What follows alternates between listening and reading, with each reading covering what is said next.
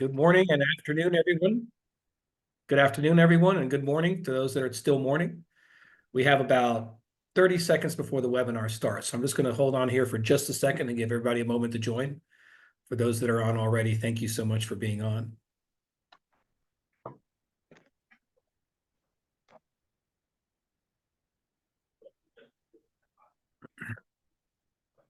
All right, it is 12 p.m. Eastern, and good afternoon, everyone. Welcome to Marketing Moments, our webinar series. My name is Julio Barea, Vice President of Sales for Ally Care Time, and I'm very excited to be here with my friend and partner, Debbie Miller, owner-operator of Senior Helpers in Nashville, Tennessee, as well as CEO of 52 Weeks Marketing. Good morning, Debbie. How are you? Good morning. Good to be with you all. Thank you. I'm so excited to be here. Today, we're here to discuss Systemize Your Marketing for Accelerated Growth.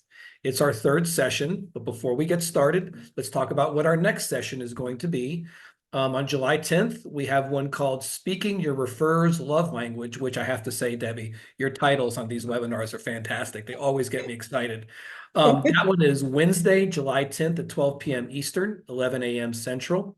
And then that's followed on August 14th on one called From Call to Care, Mastering Referral to Client Conversions. Again, a very, very interesting topic that I'd like us to cover. Today's session is going to be talking about things like how to create a business-to-business marketing system that works. I think it's vitally important that we all understand that it's really not a business-to-consumer process we're working on in this business. It's about creating valuable relationships.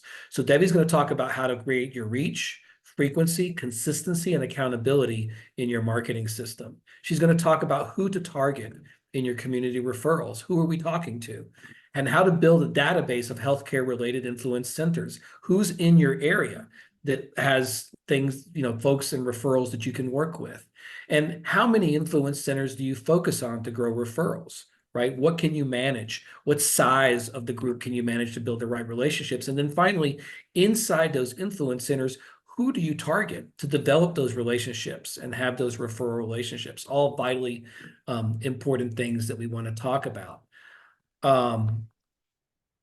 At the same time, once we've reviewed those objectives, one of the things that I think we're going to take out of this, Debbie, I know that I saw before we got into it, is the power of warm referrals from trusted professionals versus your digital Google leads. In my business, like yours, we all do digital leads and they have their place.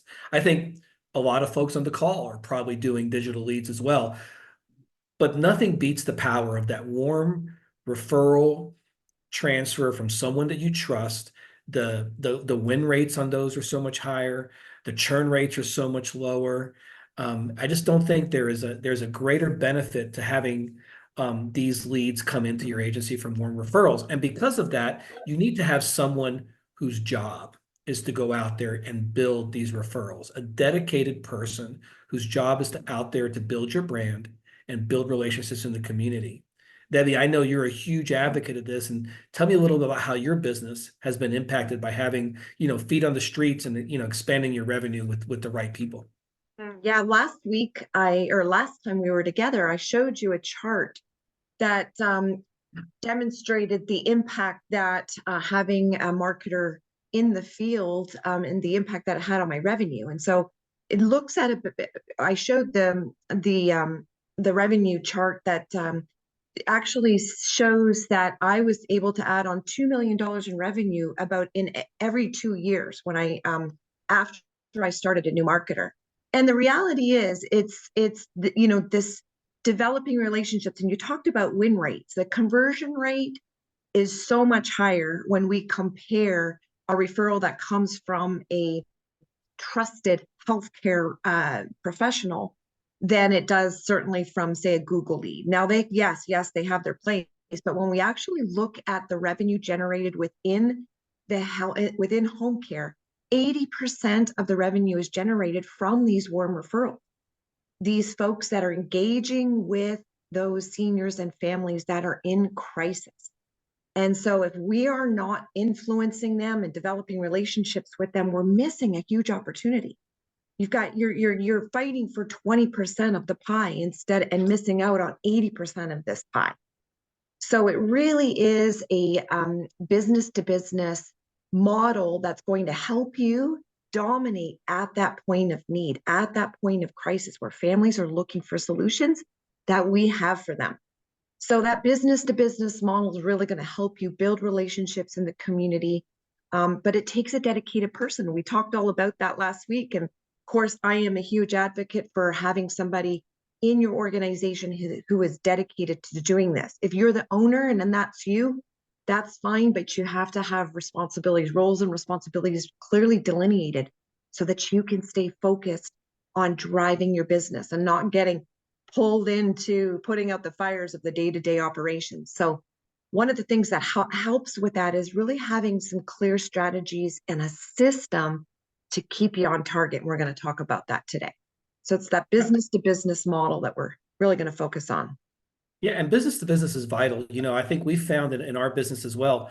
The right person will pay for themselves. I know a lot of folks on this call are thinking maybe I'm too small to hire a business to business professional. Maybe I'm too small to hire a marketer. But the fact of the matter is that the right kind of person can bring in, you said it yourself, $2 million in revenue, right? Mm-hmm. And that revenue number may be higher or lower for different people. But what I've learned, when you hire the right people and you give them a system to work with, it is not an expense to bring on a marketer. It's an absolute net profit center for you to bring those folks on. And on that note, I'm curious, you've got a question here. You have experience with business to business marketing. Let's see who we have on the call. So we have most of the folks on the call seem to have no experience with business to business marketing, but a surprising number do. I like that. 40% is pretty strong. And then the second question is, let's go to the next question. Do you have a marketing system that ensures that you are calling on the right referrers in your community with the right frequency and with the right message? Interesting. So that's a larger question of no. And I find that really interesting, those answers, because what that tells me, Debbie, is we've got folks with experience, but maybe not so much of a crystallized version of how to do it. And I think that's exactly what you're trying to provide here today is an end-to-end system that all you have to do is check the boxes and follow the steps and pursue it. Because I know this about Debbie. So the folks on the call is if you just follow the system, it absolutely will work and grow your Yes. business. All right. Well, let's dig in. That's a good segue, isn't it? It is. I'm assuming that the poll results will come off the screen. I don't know if I have to tick that. Oh, there we I go. have to Okay. check the little box there. Yeah, Okay, little very X there. good. Very good. I love using the polls. Well, that's really interesting. And I'm not surprised at the number of people that don't have a system. We talk with people across the country every single day. And one of the reasons that I've been successful in my home care company is because I did have a background. And so the system, this business to business system that I created that I use to this day since 2008 is based on this methodology. And the methodology is reach, frequency, consistency, and accountability. And I'm going to dig into each one of those. But these are really important components that you want to have in your business to business model. And, I often say, look, it's don't take what you get what you want. All right. Sometimes we just hire somebody and we hope for the best. But if you hire somebody into a system and hold them accountable, I'm going to talk about accountability in a minute. This is going to be much, much easier. And again, this has really been built and I've evolved it from my experience working in big pharma. And we really focused on reach and frequency in that model. And so I've just built on that and applied it to home care. And it's really helped me. So let's dig into each one of these. Let's look at reach first. What do I mean by this? This is focusing on the right places and calling on enough of the right places. We need a wide breadth, right? Because we do have a lot of ebb and flow that happens, right? And so you want to avoid that sawtooth revenue act that sometimes can happen. Having a wider breadth. So when you've got one influence center or one partner that is ebbing, you've got somebody else flowing with referrals. So you need to have enough of those. So you've always got this steady flow of referrals. And that's what I mean by really having a wide enough reach.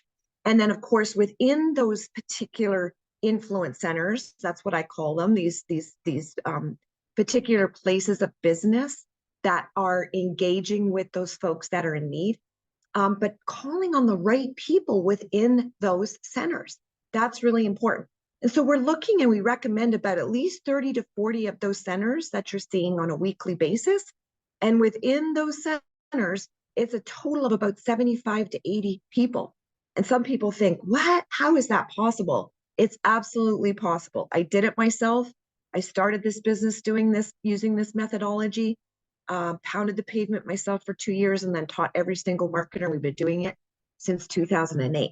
So it's definitely possible. And we've got people all over the country doing this. Dylan's coaching folks every day. So it's definitely doable. So let's talk about frequency. What do I mean by that? It means visiting these people often enough. You know, the statistics are 80% of sales happen after the 8-point time you've touched them. So very rarely do things happen overnight. And, you know, I mean, it happens, but it's a rare occasion. This particular business, because it's crisis driven, we are very relationship. It's very relationship driven, right? And so it takes time to build a relationship. It takes multiple touch points so that keeps you top of mind. Hey, we had a lot of competition. More and more home care businesses are popping up everywhere. So you really got to be in there on a weekly basis in most cases. And then what you want to be doing is also using, you know, having a business reason to be there, having some educational tools, things that you have that are relevant to the folks that you're calling on, and that you've got, you know, often you have that ability to talk about what you can do for their patients. So it's got to be something that's relevant to them. And if you're not able to see them in a face-to-face, what other ways can you reach them? But that's important that you get that frequency. Consistency. When you develop that consistency, this is where you really start to begin to build trust. And trust is where you start to develop relationships. And that's what this is all about. So what you want to do is address your referrers' pain points. What are things that make their job difficult, and or the patient population that they serve? That's what you're there to really focus on, the problems they have and the solutions that you have to make their job easier, and also to solve all those issues that seniors have in their families. Don't forget the families, really, really important. So be seeing them on a regular basis, solving those problems, addressing any issues. You don't want them to know about issues before you do. All right. So very important, if they've made a referral and there is an issue, that you follow up, you get on top of that, you resolve that issue for that family, and then let your referrer know and let them hear it from you what you're doing about it. It's important that that comes from you. And then, of course, educating them on issues related to that patient population.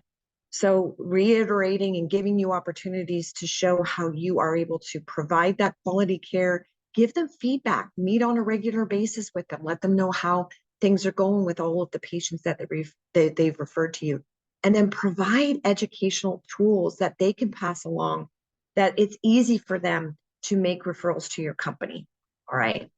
Now let's look at accountability. This is where you as owners really need to take a leadership role here and be meeting with your marketer. If you've got marketers on a regular basis, if it's you out there in the field, be meeting with your client management team on a weekly basis.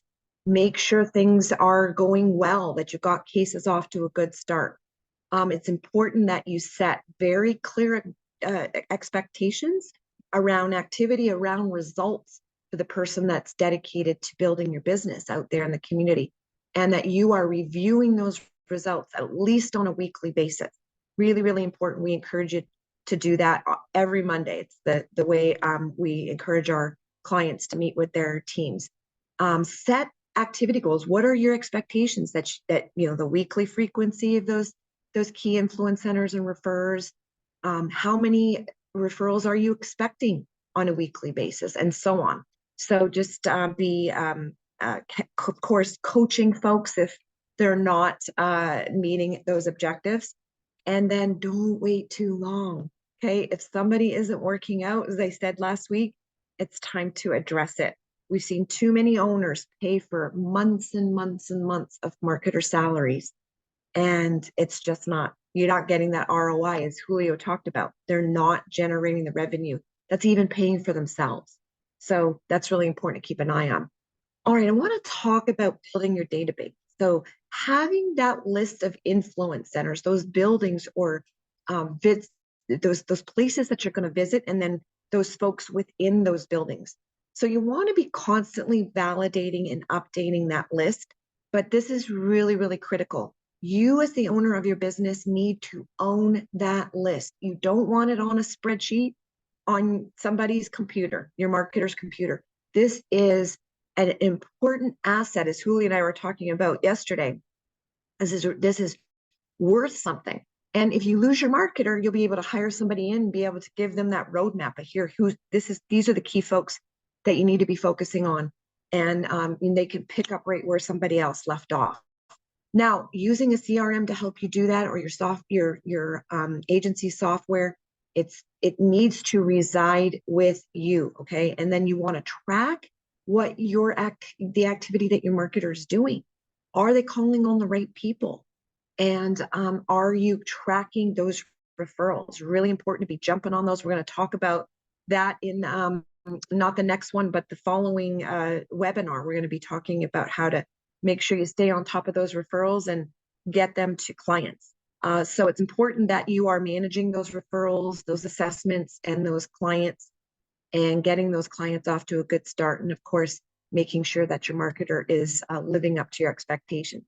Now, after COVID, and then I'm going to explain why this is so important to have your own database. A lot of folks lost their marketers. They didn't have a list of contacts.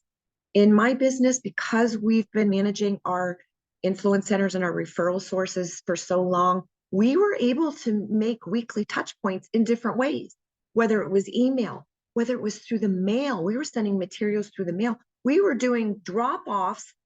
They would run out and we would do like a window drop-off. It was crazy, but we were able to do that because we had an understanding of who our key contacts were. So a lot of folks didn't have any way to stay in touch. And then now they're ramping up, hiring marketers, and they've got to start from square one. So that's okay. Just don't get ever caught out in the cold again.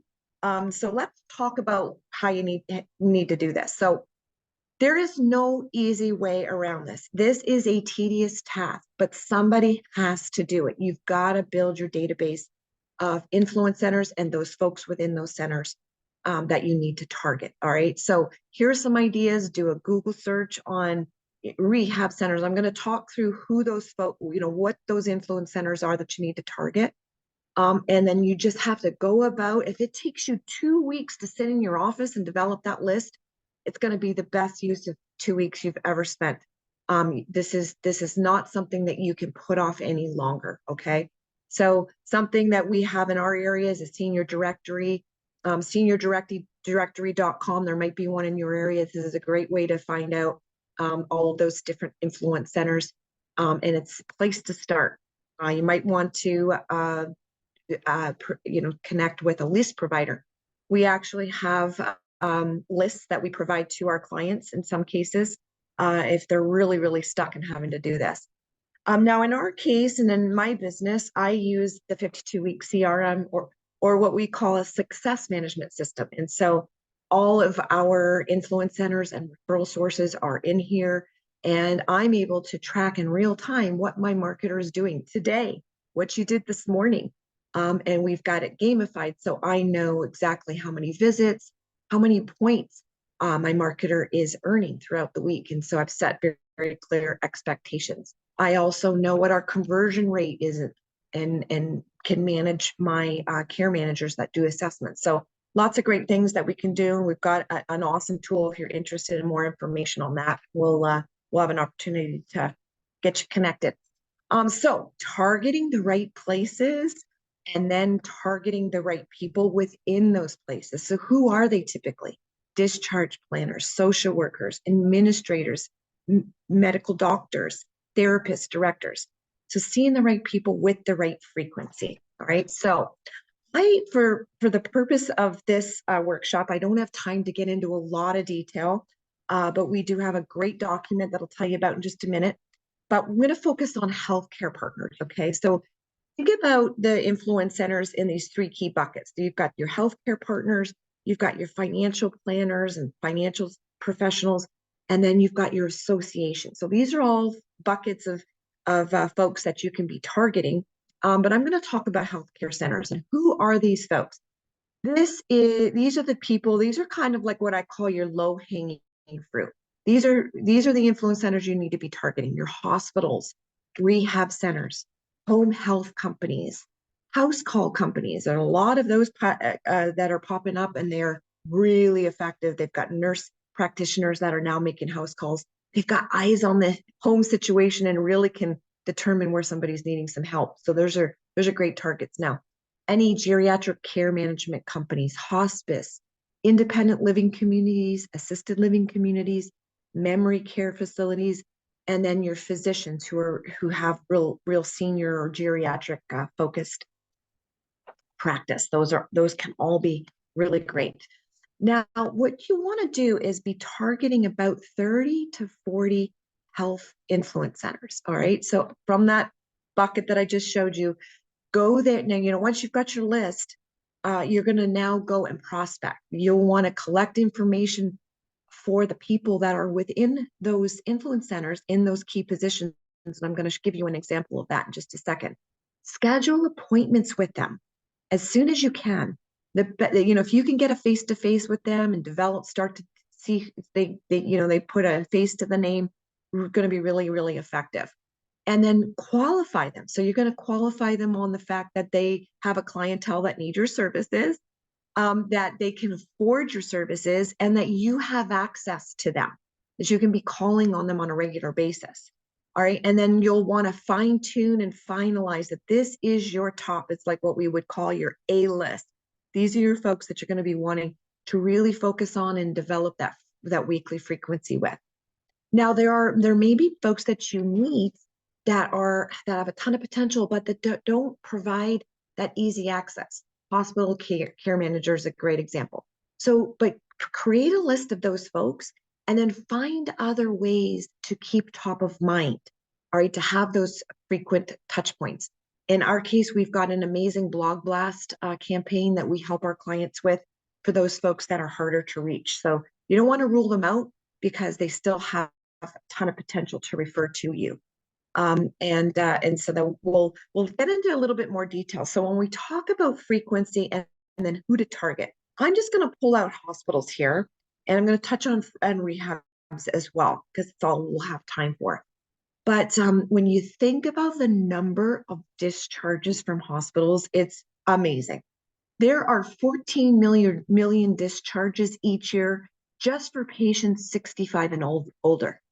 So think about how many of those patients that are over 65 need our services. A lot of them, but you're not getting a fraction of those probably, right? If you're not calling on these people. So this is a very, very important target. And so you've got to want to be targeting. These are some of the targets within those centers. So within the hospital, you want to be targeting the discharge planners, social workers. Sometimes they're the same folks. You're definitely the director of social work. Sometimes they're the gatekeeper to all the social workers and discharge planners. So if you can get a meeting with the director, that's a great place to start. Get a meeting. If you can do a presentation to the whole team, that's amazing. Sometimes hospitals have somebody called a care manager. If they have a rehab part of the hospital, focus on the therapist. Again, start with the director. Great place to start. And these are folks that you want to be touching on a weekly basis. Why? They have daily discharges. So if you're not calling them at least weekly, missing a ton of opportunity.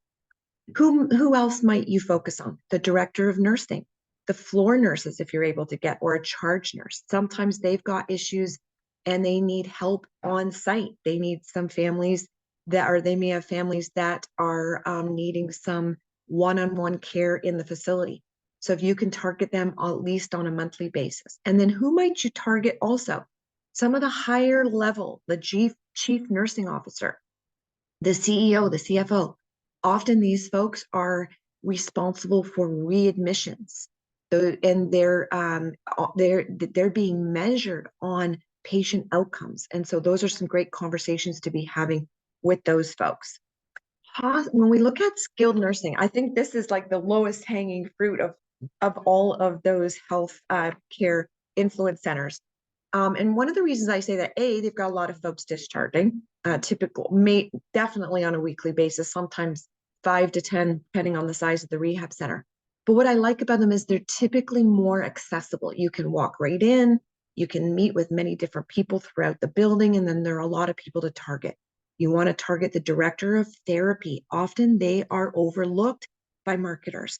And why that's important is because they are face to face on a daily basis providing therapy, and they know what issues those seniors are going to be facing when they go home, and they've got that one-on-one time, sometimes 1 to 2 hours a day. So you can be developing a relationship with those folks that have a lot of face time with those patients that are going to be discharging. Of course, your director of social services and your social workers, who are often the care managers or discharge planners.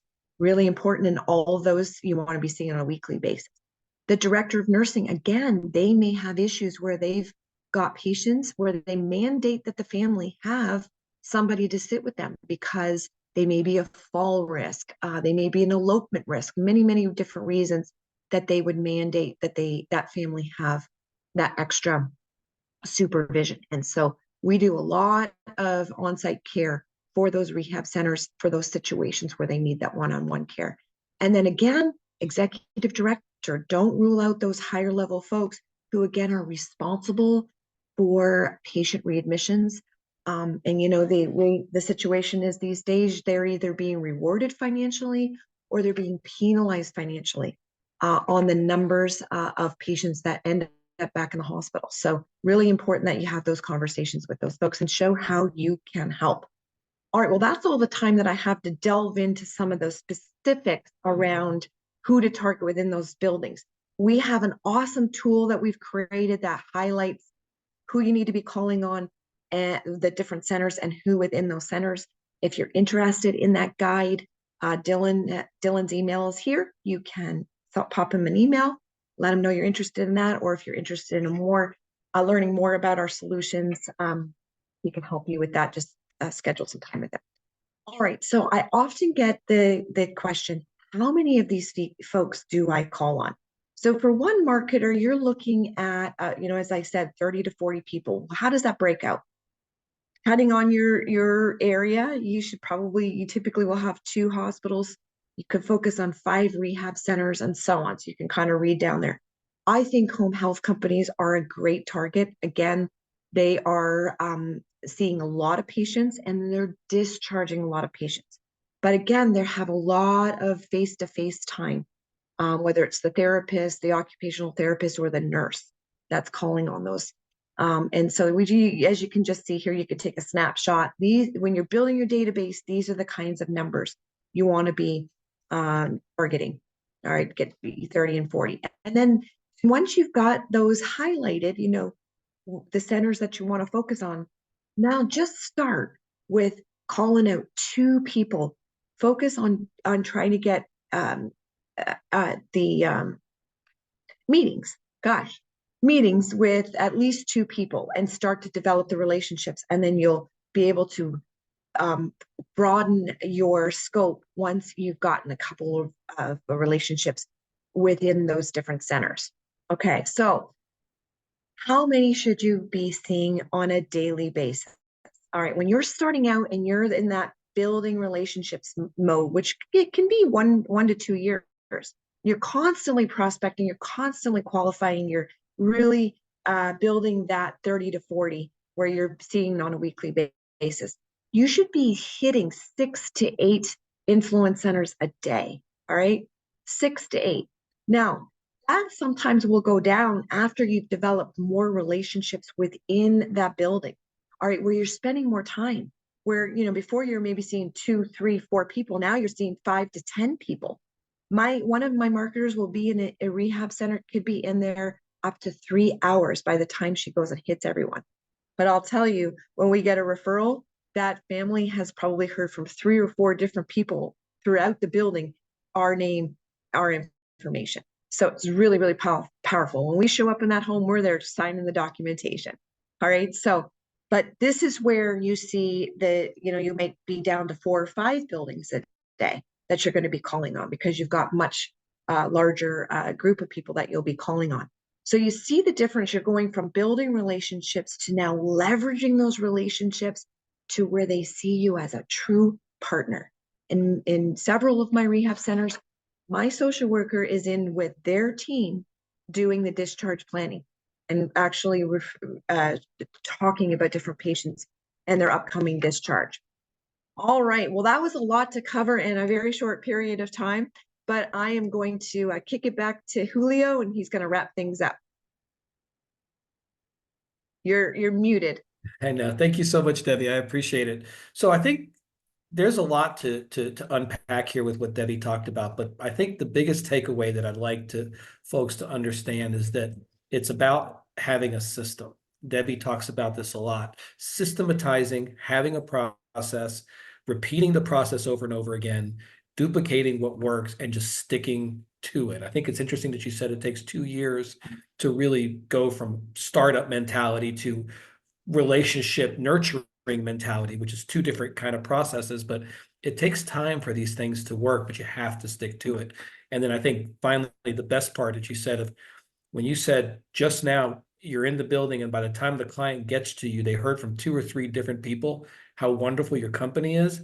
That's so powerful. That really is. Exactly. As somebody who's had my own family members under care, that's really what matters in the end. Are these people good people? Do they care about the outcomes for my family members? This is really powerful stuff. So more questions. Let's talk about this. Did you find the Marketing Moments series to be helpful? Let's get some answers on that. And then the next question. Are you seeing the results, Julio? I am not seeing the results. I apologize. Okay. My results Yeah. screen disappeared. Okay. So I see that 100% are saying, yeah, they're finding this series helpful. So that's good. That's Good great. That's great validation news. for Love us. to hear that. Yay.